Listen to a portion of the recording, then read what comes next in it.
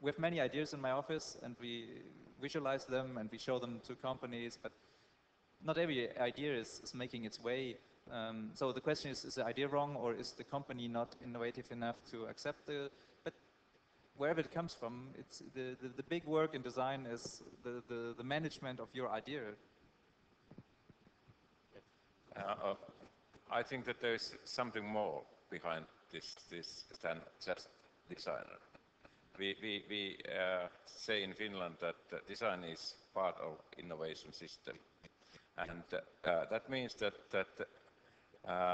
most of the good ideas are coming from interactions and interfaces between different professions, and that's why I think that we need to make some difference between so-called handicraft design and high-tech design, because in high-tech design there is no one who can solve the problem by herself or himself, but there is always needed different or big huge group of professionals. Actually in beginning there is couple, 2, 4, 5 people which are innovating or making the innovation or finding something new, but it's needed different kind of sciences and knowledges to find the core of new things.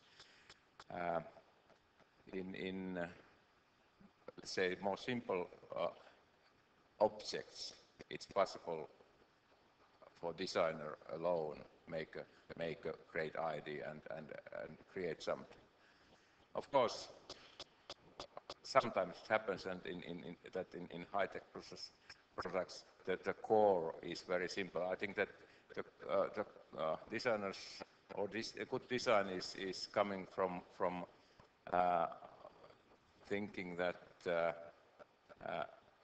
solution is fulfilling very simple and needs of user, and those can be realized by new technology and high tech and very advanced systems.